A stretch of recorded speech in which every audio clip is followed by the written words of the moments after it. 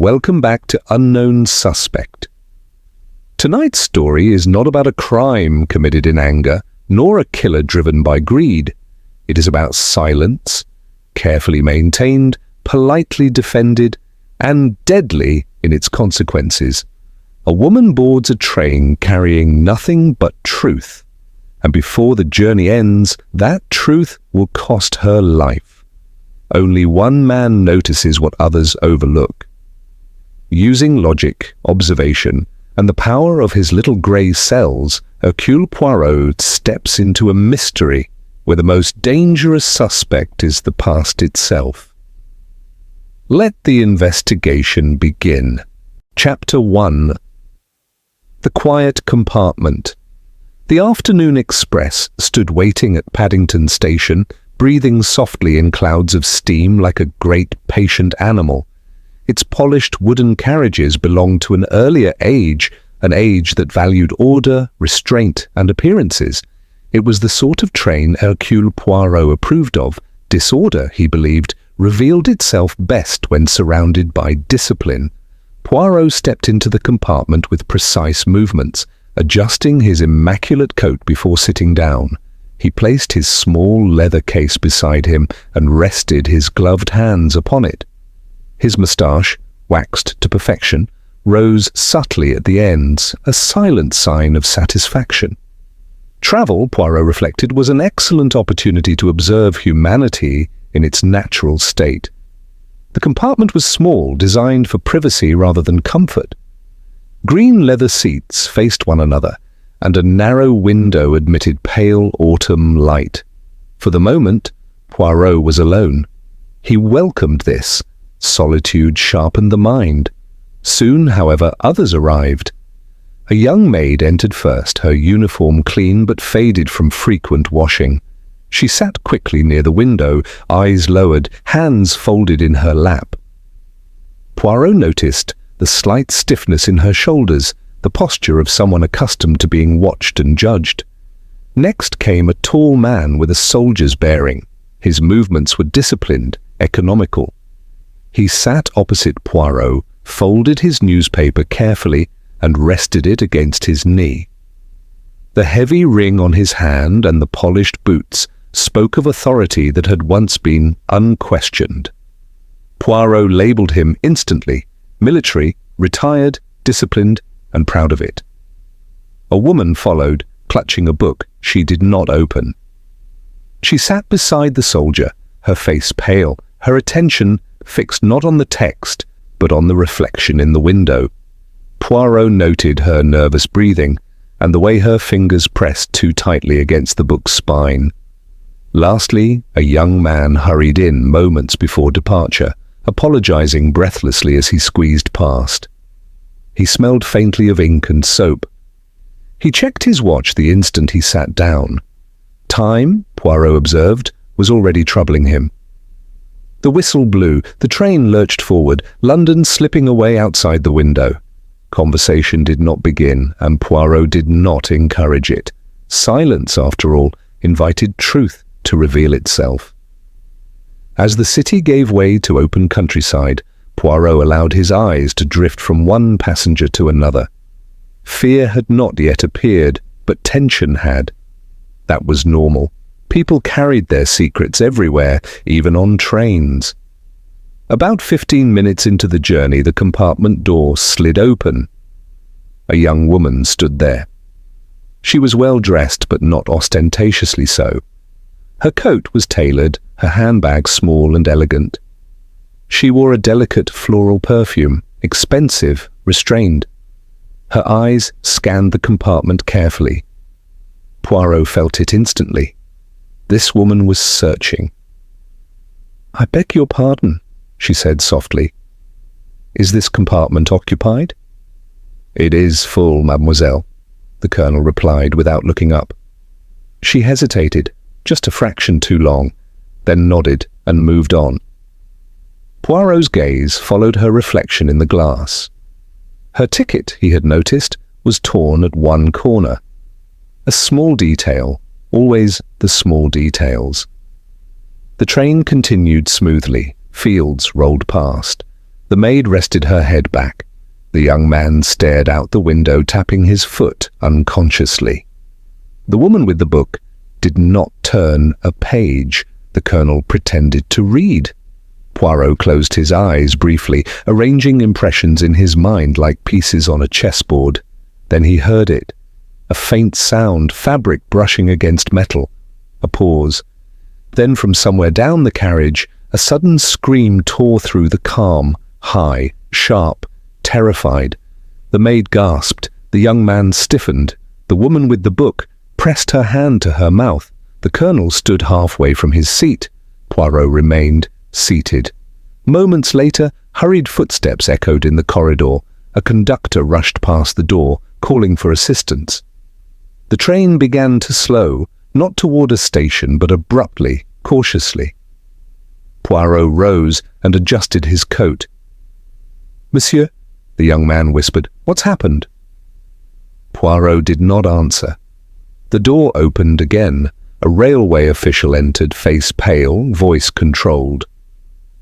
"There's been an incident," he said. "Please remain seated." "An incident?" the colonel demanded. "A woman has been found in the next compartment," the official replied. "She appears to have been attacked."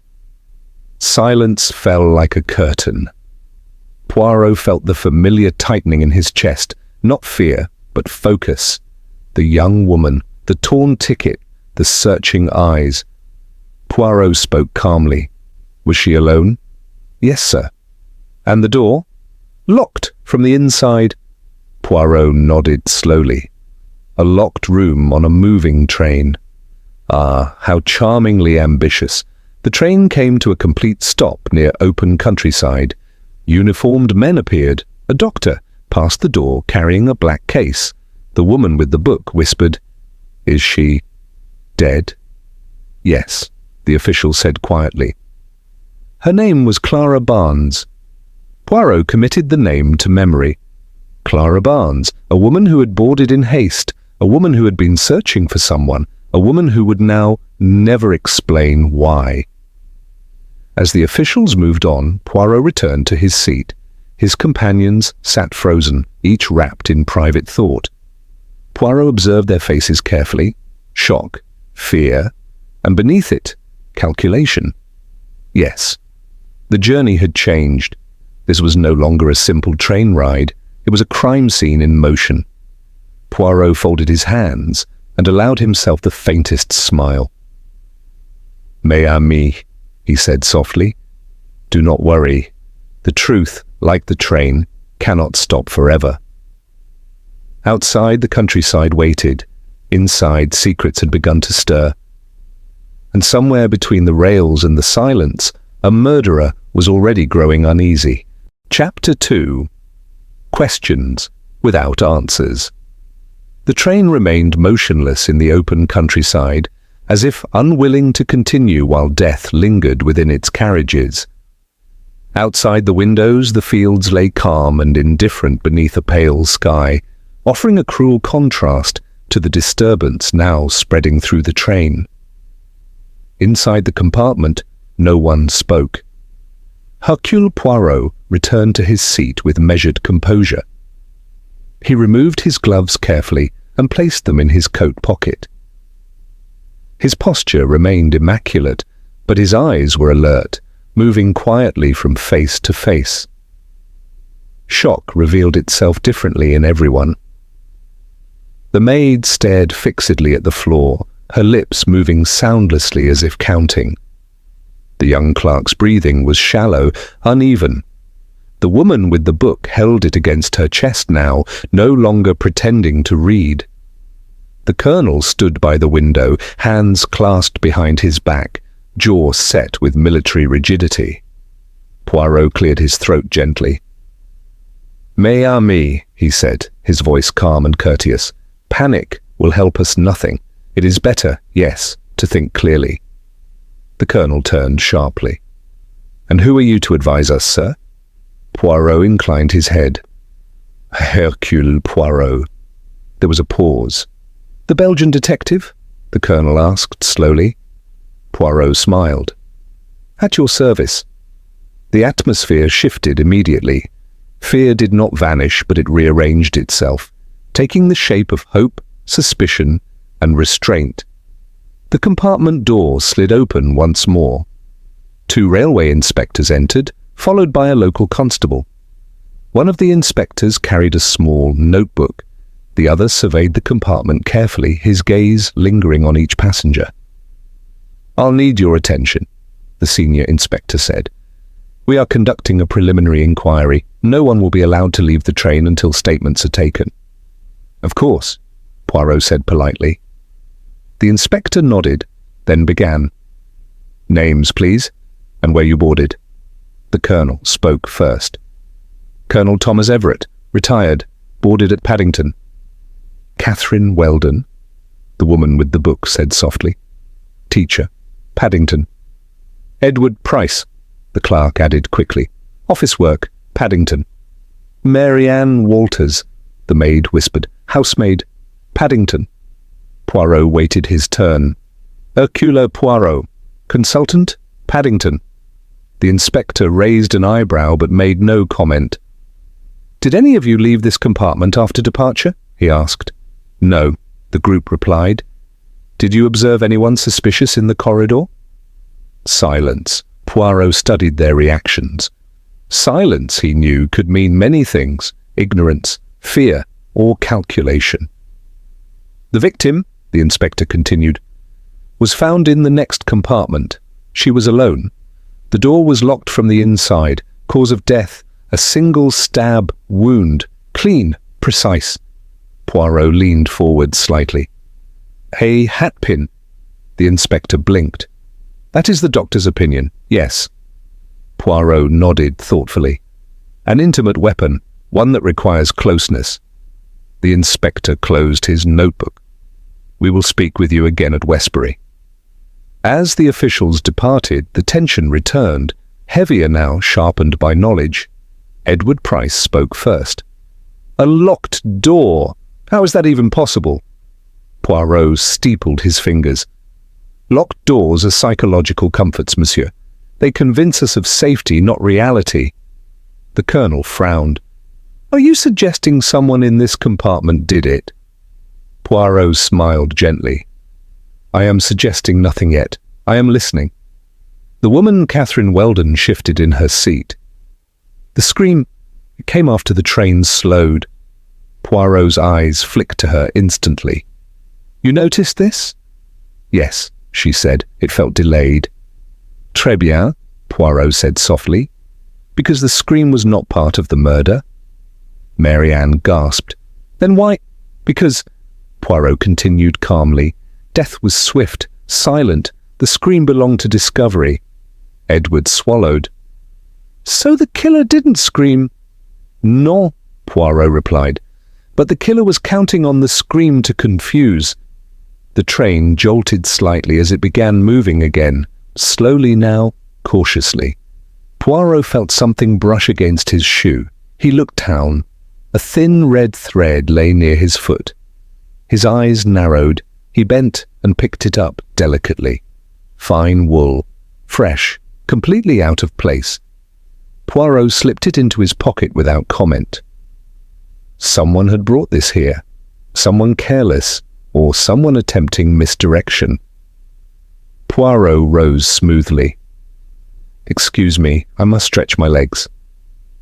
In the corridor, the carpet runner bore faint signs of disturbance. Poirot knelt slightly, pretending to steady himself, and saw it clearly. Red fibers pressed into the pile near the edge, partially hidden. A trail. Small, almost invisible, perfect. He straightened and returned to the compartment. No one spoke. But Poirot noticed something new. A faint scratch near the colonel's cuff. A tremor in Catherine Weldon's hand, ink stains on Edward Price's sleeve. Each detail slid neatly into place in Poirot's mind, not as answers, but as questions. The inspector returned briefly. "We'll be stopping at Westbury shortly. Prepare yourselves." Poirot nodded politely. As the inspector turned to leave, Poirot's sharp eyes caught a glint near the door. A slender metal object lay half hidden by shadow. Poirot bent and lifted it with his handkerchief, a hatpin, bent. The room seemed to tighten around it. Poirot closed his fingers around the pin and slipped it into his pocket. No one noticed. Or perhaps someone did. Poirot sat back, his expression serene. The train slowed as the station approached. The game had begun, and already the murderer had made their first mistake. Chapter 3. The Shape of Deception. The train glided into Westbury Station with a restraint that felt almost deliberate, as though even the engine understood the seriousness of its arrival. Steam hissed softly along the platform, blurring the outlines of waiting officials and curious onlookers beyond the barriers. Hercule Poirot remained seated until the carriage came to a complete halt. He disliked haste. Haste produced errors, and errors, while useful, belonged to criminals, not detectives. "Please remain in your compartments," came the inspector's voice from the corridor. Poirot adjusted his coat cuffs and rose calmly. His fellow passengers followed suit, each movement betraying something different: nervousness, irritation, or forced composure. They were escorted one by one to a quiet waiting room near the platform, simple, clean, and sealed off from public view. Chairs had been arranged in a loose circle, deliberately informal, but Poirot knew better. Informality encouraged people to talk. The inspector gestured politely. "Please be seated. We'll speak with you individually." Poirot observed as they sat. Colonel Everett chose a chair with his back to the wall. Defensive, military habit. Edward Price sat near the door. An escape instinct. Mary Ann, the maid, folded her hands tightly and sat where she was directed, eyes downcast. Catherine Weldon hesitated before choosing her seat, then positioned herself near Poirot. Whether by instinct or calculation, Poirot could not yet tell. The inspector began with general questions, allowing the constable to take notes. "You were all seated together throughout the journey?" he asked. "Yes," came the collective reply. "No one left the compartment?" "No." Poirot watched their faces carefully. Truth, he knew, often slipped through expression rather than speech. The inspector turned to Poirot. "You mentioned earlier that the scream did not belong to the victim." Poirot nodded. "Indeed, the doctor confirmed the wound was immediate and precise. There would have been no time." "Then who screamed?" Poirot spread his hands lightly. "Whoever discovered the body, or whoever wished to create confusion." The colonel shifted. "You think someone pretended?" Poirot smiled faintly. "Not pretended, reacted, or performed?" Edward swallowed. "That doesn't make it murder." "Non," Poirot agreed, "but it makes it useful." The inspector leaned forward. "You believe the murderer planned this?" "Yes," Poirot said simply, "but not perfectly." He removed the red thread from his pocket and placed it gently on the table. "This," he continued, "was found in our compartment, and again in the corridor." Mary Ann gasped softly. "That wool," Poirot said, "does not belong on a train. Someone carried it, someone careless." Edward shook his head. "That could be from anywhere." "Ah," Poirot replied pleasantly. "But coincidence must earn its place. This one has not." He turned his gaze toward Catherine Weldon. "Mademoiselle, you noticed the timing of the scream? That is observation." She nodded slowly. "I didn't mean to." "No one ever does," Poirot said kindly. "Observation is instinct." He then looked at Colonel Everett. "And you, monsieur? You noticed nothing?" The colonel stiffened. "I was reading." Poirot tilted his head slightly. "Yet your newspaper never turned a page." The room went quiet. The inspector cleared his throat. "Let us proceed individually." Mary Ann was taken first. When she returned, her eyes were red, but her posture steadier. Edward followed next, emerging pale and silent. Catherine went third, her face carefully composed when she returned. Finally, Colonel Everett stood. He paused briefly before leaving the room, his gaze meeting Poirot's. Poirot met it calmly. When the Colonel returned, something had changed. His shoulders were tighter, his jaw clenched. Poirot leaned back slightly. The inspector regrouped them. "We've learned the victim, Clara Barnes, was travelling under some distress. She had recently made inquiries in Westbury concerning events from several years ago." Poirot's eyes sharpened. "Inquiries into what?" he asked. "A former boarding school," the inspector replied, "and a medical practice that closed under questionable circumstances." Poirot nodded slowly. "Ah," Edward frowned. "What does that have to do with us?" "Everything," Poirot said gently. "If one of you belongs to her past." Silence answered him. Poirot stood and walked slowly around the room. "Clara Barnes," he continued, "was searching, not randomly. She looked into compartments. She expected to find someone." Catherine's fingers tightened around the edge of her chair. "She was not running from danger," Poirot said. "She was approaching it." Mary Ann whispered, "You mean she knew?" "Yes," Poirot replied softly. "And knowledge frightens guilty people far more than threats." He stopped behind Colonel Everett. "Monsieur le Colonel," Poirot said, "you served in Bexley some years ago, did you not?" The Colonel stiffened. "That is irrelevant." "On the contrary," Poirot said calmly, "it is decisive." The inspector looked sharply at the Colonel. "Is that true?"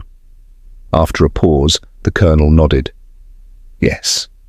Poirot moved on, as though uninterested now. "And you, mademoiselle," he said to Catherine, "you once taught at a school in the same district." Her face drained of colour.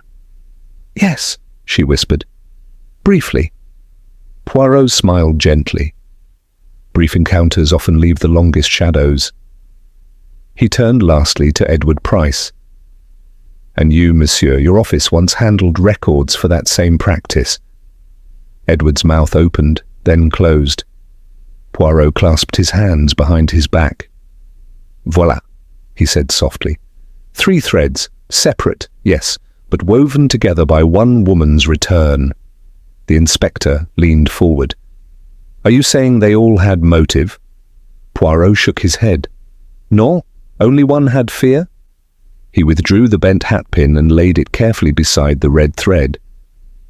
"This pin was used with certainty," Poirot said, "not hesitation, not panic." He looked directly at Colonel Everett. "A soldier's hand," Poirot added quietly, "knows precision." The Colonel rose suddenly. "This is absurd." "Is it?" Poirot asked calmly. "Then explain the scratch on your cuff, the fibres in the corridor, and why Clara Barnes carried documents tied to your name." The room seemed to close in. The inspector stood. "Colonel, I'll need you to remain here." Poirot stepped back, giving the man space. This was not yet the end, but it was the beginning of truth. Poirot adjusted his moustache and allowed himself a small private nod. Yes, the shape of deception was finally visible. Chapter 4. The Trap of Truth. The waiting room felt smaller now, as though the walls had moved inward during the moments of accusation. Steam hissed faintly outside the station windows, a reminder that the train, and the world beyond, was ready to move on. Inside, however, time had slowed to a deliberate crawl. Colonel Everett stood rigidly, his face set in a mask of offended dignity. The inspector watched him closely, pen hovering above the page. Mary Ann sat frozen, hands clasped tightly. Edward Price stared at the floor.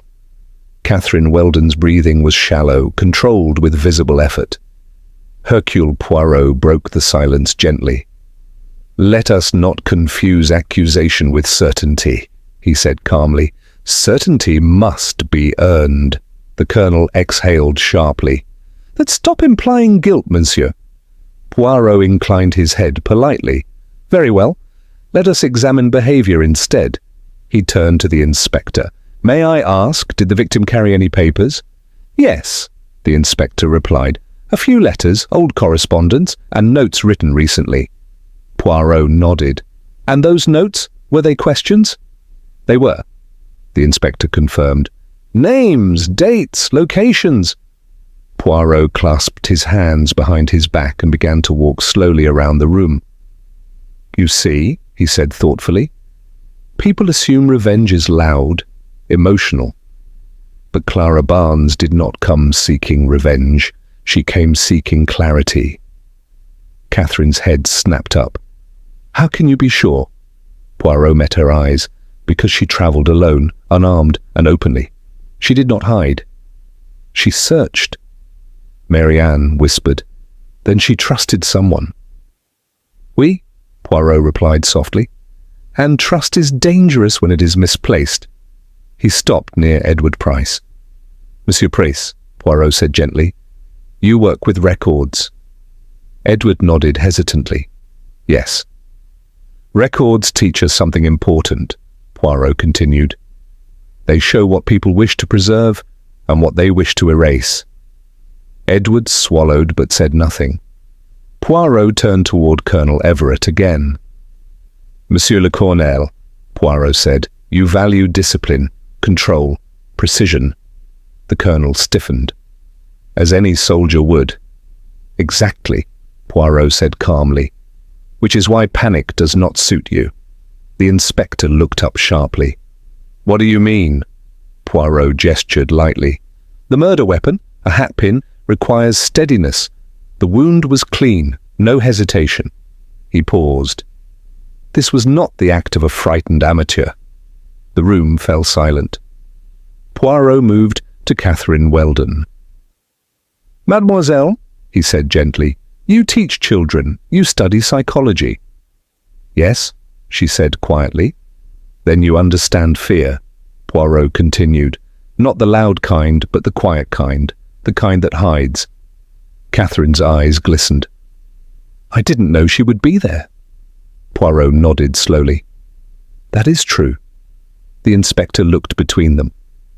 "You're saying she wasn't the killer?" Poirot smiled faintly. "She is frightened, not guilty." Marianne suddenly spoke. "She looked at me, Clara Barnes, when she passed our compartment." Poirot turned instantly.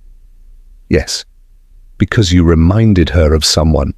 Marianne's hands trembled. "I worked at the boarding school."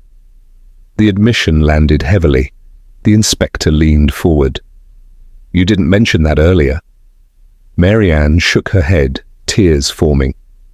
"I didn't think it mattered." "It matters," Poirot said gently, "but not as guilt." He turned back to the inspector. "Clara Barnes was gathering pieces. Each of these people held one." Edward looked up sharply. "Then why kill her?" Poirot stopped walking. "Because," he said quietly, "she had already found the final piece." The inspector's pen paused. Which was? Poirot's gaze settled once more on Colonel Everett. "The moment she saw him," Poirot said, "she knew." The Colonel's face flushed. "This is speculation." Poirot reached into his pocket and removed the bent hat pin, placing it carefully on the table. "Speculation bends?" Poirot said softly. "Steel does not." He then produced the red thread. "These fibres were found in the corridor. They came from a woman's knitting bag, handled by someone else." The Colonel's jaw tightened. Poirot continued calmly. "You brushed past it while moving between compartments, in haste." The inspector stood. "Colonel Everett, did you leave your seat at any point?" "No," the Colonel said firmly. Poirot smiled slightly. "You did not need to?" The inspector frowned. "Explain." Poirot stepped closer. "The compartments share a narrow service passage." Locked doors create illusions. The victim opened her door willingly. The room seemed to hold its breath. She recognized you, Poirot said quietly. She trusted you to talk. The Colonel's voice rose. You can't prove that. Poirot nodded. Not yet. He turned to Edward Price. Monsieur Price, Poirot said gently, did you handle records related to Bexley medical practice? Edward hesitated, then nodded. Yes, years ago. Then you saw her name, Poirot said. And you said nothing. Edward's shoulders slumped. I was afraid. Poirot nodded. Fear makes witnesses silent. He turned to Catherine. And you? Poirot said softly, recognized her face, but hoped she would not recognize yours. Catherine whispered. I didn't hurt her. I know, Poirot said kindly. Poirot stepped back and addressed them all. Clara Barnes uncovered the truth. When she approached Colonel Everett, she threatened nothing. She asked questions. He paused. And questions are dangerous to men who rely on silence. The inspector spoke sharply. Colonel, I'm placing you under arrest pending further investigation. The Colonel laughed bitterly. On the word of a foreign detective? Poirot met his gaze calmly.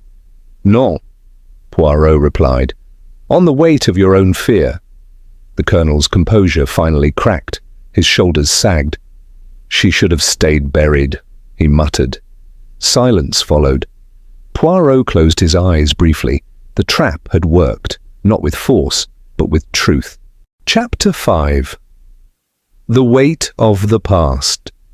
Colonel Everett sat heavily now, as though the years he had carried with such discipline had finally settled upon his shoulders all at once.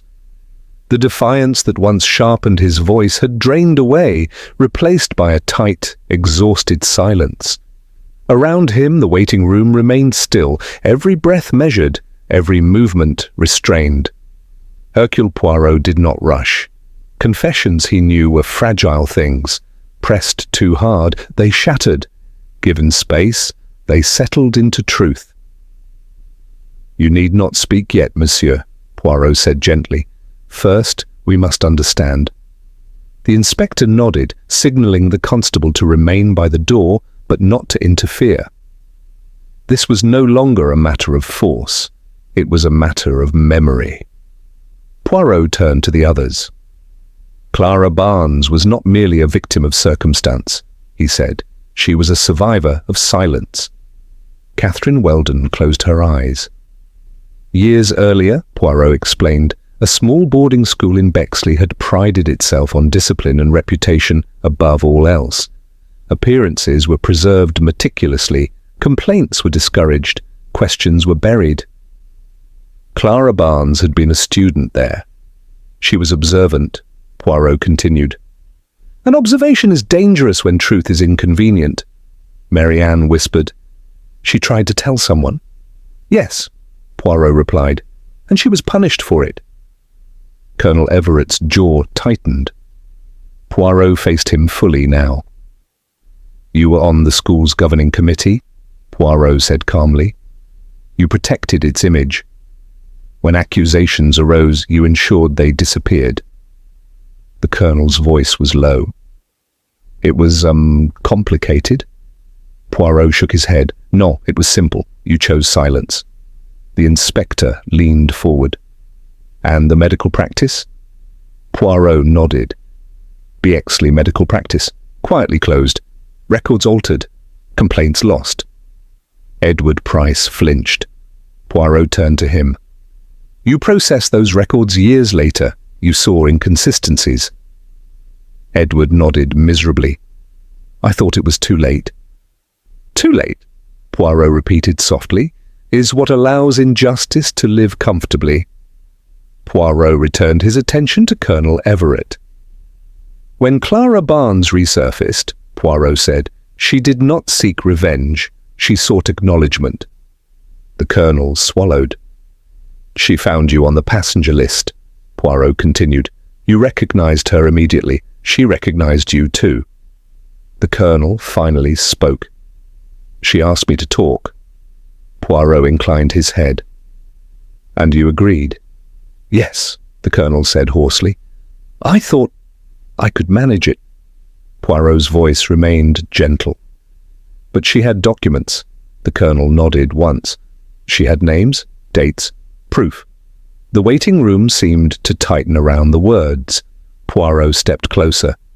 You saw your past returning, not loudly, not violently, quietly.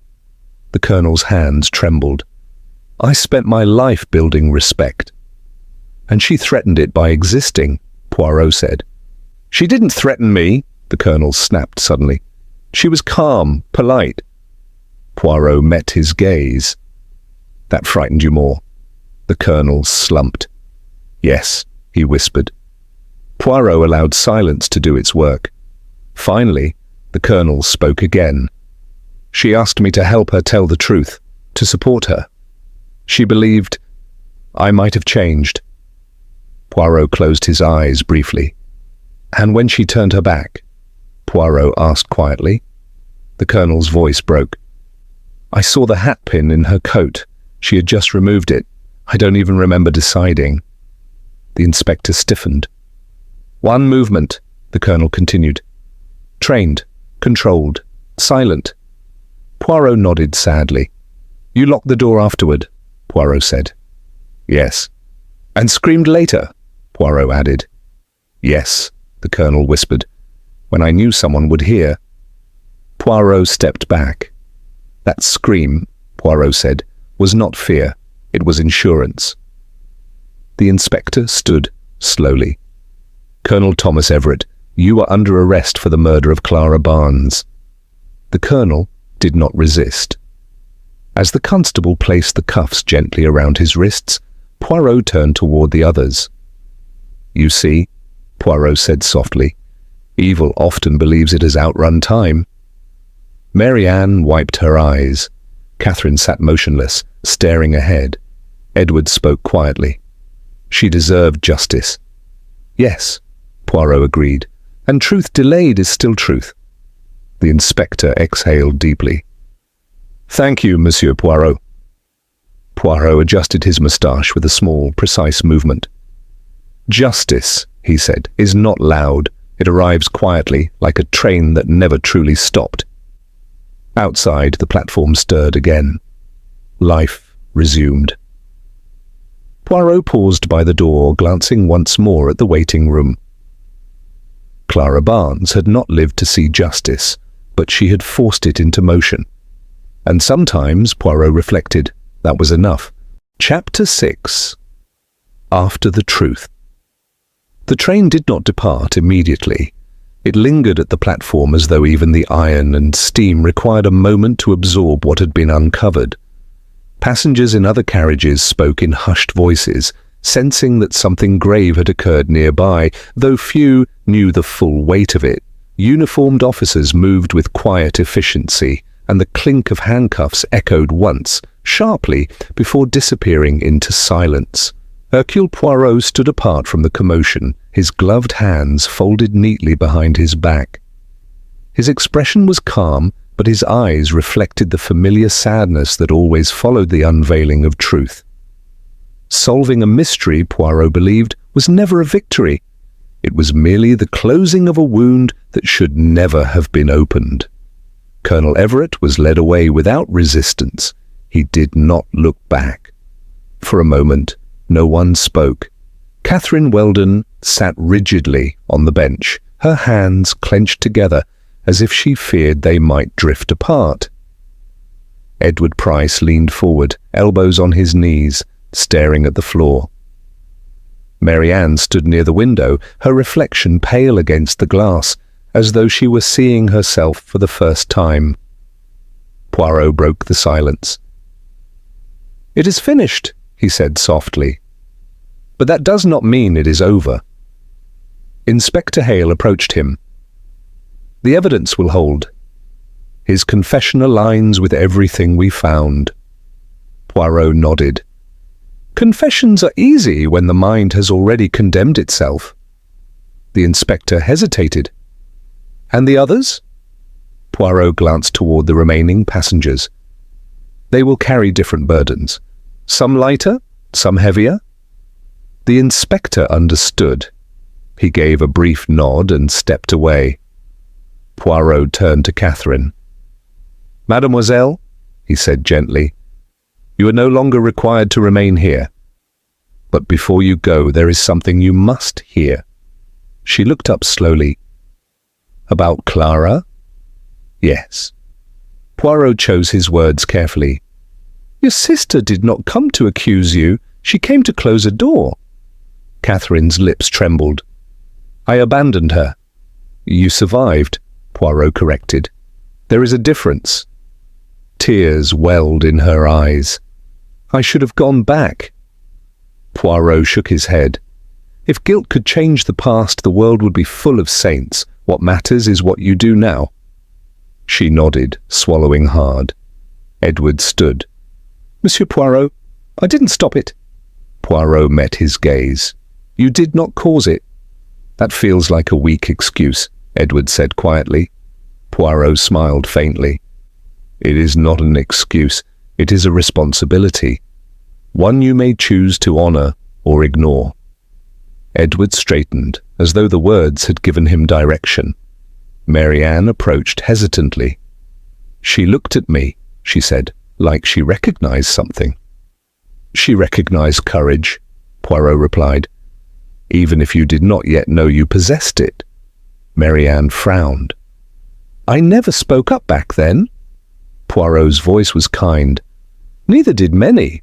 Silence spreads easily when fear is rewarded." The conductor announced a delay. Some passengers groaned. Poirot barely noticed. He stepped onto the platform, breathing in the cold air. Steam rose around him, blurring the lamps into soft halos of light. For a moment, he allowed himself to remember Clara Barnes, not as a victim, but as a woman who had refused to remain erased. Poirot returned to the compartment to gather his belongings. As he reached for his valise, he noticed something small resting on the seat, a folded piece of paper. He recognized the handwriting at once, neat, deliberate, restrained. He unfolded it carefully. It was a copy of a letter Clara had written but never sent, not to the police, not to the colonel, but to herself. Poirot read it silently. "I will not disappear again. I do not want punishment. I want acknowledgement. I want the truth, to stand where silence once lived." Poirot closed his eyes. "That," he murmured, "is bravery." He tucked the letter safely into his coat.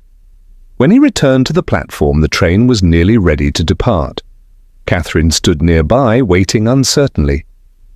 "Monsieur Poirot," she said, "what happens now?" Poirot considered the question. "Now," he said, "you live honestly. That is harder than it sounds." She managed a faint smile. As the train finally pulled away, Poirot watched the station recede into darkness. The rhythm of the rails steadied, returning the world to motion. Outside, the countryside stretched quietly under the night sky, indifferent to human sorrow, yet witness to it all. Poirot took his seat by the window. Justice had been served, yes, but justice was never complete. It did not restore lives. It did not erase scars. It merely named the truth and refused to look away. Poirot adjusted his moustache, his reflection faint in the glass. "The little grey cells," he whispered, "they solve crimes." But it was conscience, he knew, that decided what came after. Somewhere beyond the tracks, Clara Barnes was no longer silent. And that, Poirot believed, mattered more than any arrest. Chapter 7. The Reckoning of Silence. Morning arrived without ceremony. A pale, uncertain light filtered through the tall windows of the station lounge where the remaining passengers now waited. The storm of the previous night had passed, leaving behind a damp stillness that clung to the air. Outside, porters moved luggage, footsteps echoing faintly, as though the world were carefully returning to normal. Inside, however, nothing felt normal at all. Hercule Poirot sat alone at a small table, stirring his coffee with deliberate precision. He had slept little, not from anxiety, but from thought. The end of a case always left him restless.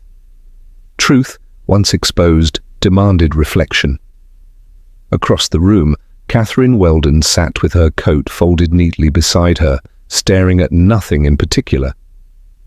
Edward Price stood by the window, hands clasped behind his back. Mary Ann hovered near the door, uncertain whether to stay or go. They were free to leave. Yet none of them had. Poirot observed them quietly. Guilt, he knew, did not always follow the guilty. Often it followed the witnesses. Inspector Hale entered the lounge and nodded toward Poirot. "The formalities will take time," he said.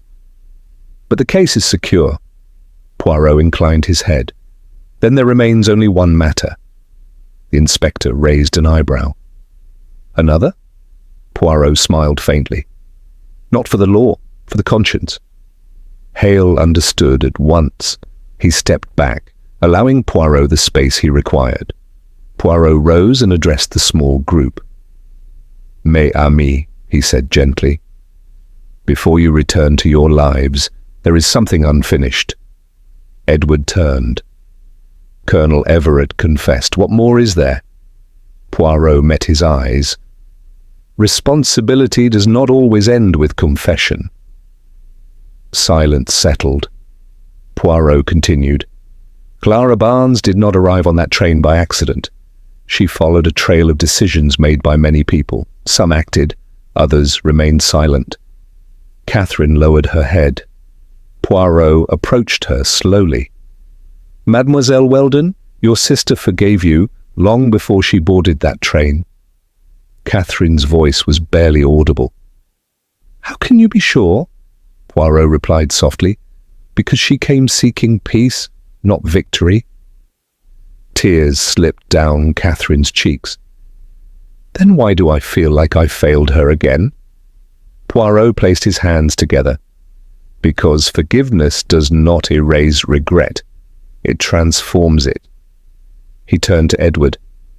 "You saw irregularities in the records years ago," Poirot said. "You told yourself it was too late." Edward swallowed. "I was afraid of consequences." Poirot nodded. "Fear explains much. It excuses nothing." Edward straightened. "I will testify about everything." Poirot smiled slightly. "Then you have chosen truth." Mary Ann spoke next, her voice trembling but firm. "I remember things now, things I didn't want to." Poirot listened. "At the house in Bexley," she continued, "I saw Clara once. She was crying. I was told to ignore her." Poirot's eyes softened. "And now?" "I won't ignore it anymore." Poirot nodded approvingly. The inspector returned briefly. "There's something else," he said quietly. "A statement from Colonel Everett." Poirot took the document and read. It was not a denial, nor was it an excuse. It was a list, names, institutions, dates. Poirot closed the folder. "Silence," he said, "has many accomplices." The inspector exhaled slowly. "This will cause repercussions." "As it should," Poirot replied. Later that morning, the group dispersed one by one. Edward left first, his steps measured but resolute. Mary Ann followed, pausing briefly to thank Poirot before stepping into the brightening day. Catherine remained behind. "Monsieur Poirot," she said, "what do I do now?" Poirot considered her carefully. "You live honestly," he said, "and you speak when silence asks you not to." She nodded, tears in her eyes but strength in her posture. When she was gone, Poirot returned to his seat. He took out the folded letter Clara had written to herself and read it once more. Not for clues, for understanding. Poirot thought of all the cases he had solved, all the criminals he had unmasked. And yet he knew this truth better than any other. most harm is not done by villains. It is done by ordinary people choosing comfort over courage. The station clock chimed. Poirot stood, adjusted his coat, and prepared to leave. As he stepped outside, sunlight broke fully through the clouds, illuminating the tracks ahead. Trains came and went, journeys resumed. But somewhere, in records being reopened and testimonies yet to be given, Clara Barnes's voice would finally be heard. Poirot allowed himself a rare moment of satisfaction. Justice, he knew, was not about punishment. It was about remembrance. And this time, silence had not won. Chapter 8. The Quiet That Remained. The case did not end with the arrest. Hercule Poirot had learned long ago that cases rarely did. Weeks later, he sat in a modest hotel room overlooking a narrow London street, the sounds of the city rising gently through the open window. Horse-drawn carts passed, footsteps echoed. Somewhere, a radio played faint music. Life continued, indifferent, yet persistent. On the small desk before him lay a neatly stacked pile of papers, testimonies, reopened records, signed statements, the consequences of truth. Poirot reviewed them not as a detective, but as a witness. The story of Clara Barnes had spread quietly through official channels. Institutions that once sealed their doors had been forced to open them. Names long protected by respectability now appeared in print, stripped of titles and ceremony. No headlines screamed.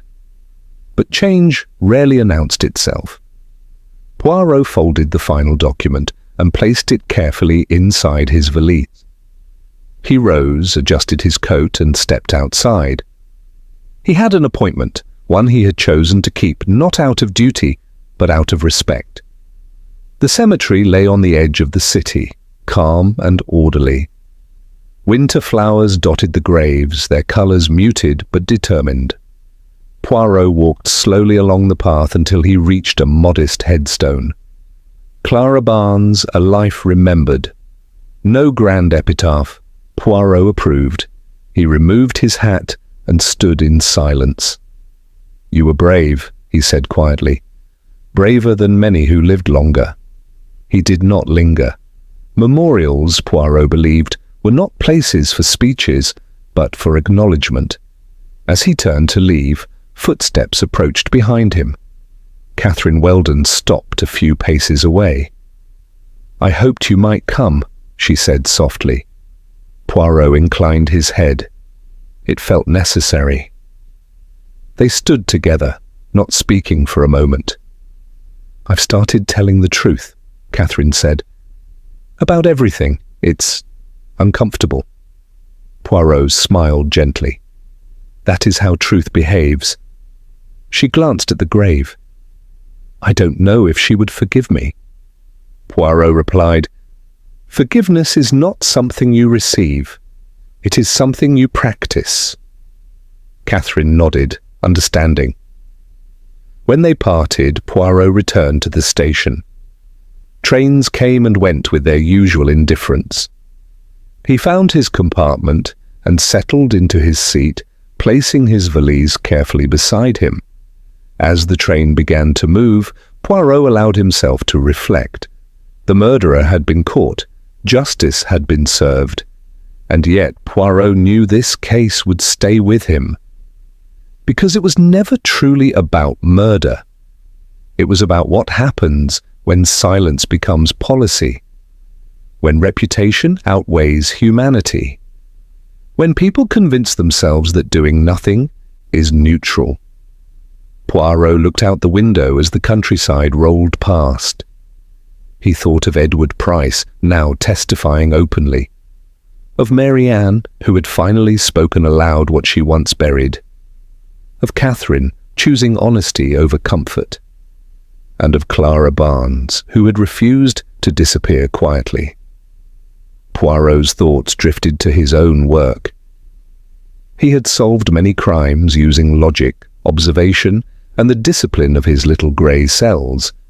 But this case had demanded something else. It had demanded listening to what was unsaid, to what had been delayed, to what society preferred to forget.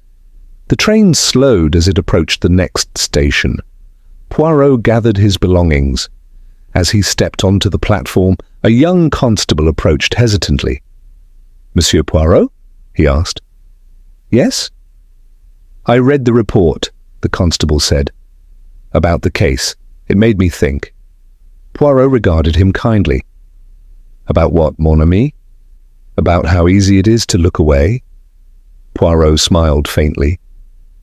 "And now?" "I won't," the constable replied. Poirot tipped his hat. "Then something good has already come of it." The constable walked away straighter than before. Poirot continued on, blending into the movement of travellers, no longer the centre of attention. That was as it should be. Detectives, Poirot believed, were meant to fade once truth had been restored. Later that evening, alone once more, Poirot wrote a brief note in his journal. Justice is not always loud. Sometimes it arrives as a whisper that refuses to fade. He closed the book. Outside, the city settled into night. Somewhere another mystery waited, but this one, this quiet reckoning of silence and courage, had reached its end. And Clara Barnes, at last, had been heard. The case is closed, but the next mystery is already waiting. This is Unknown Suspect.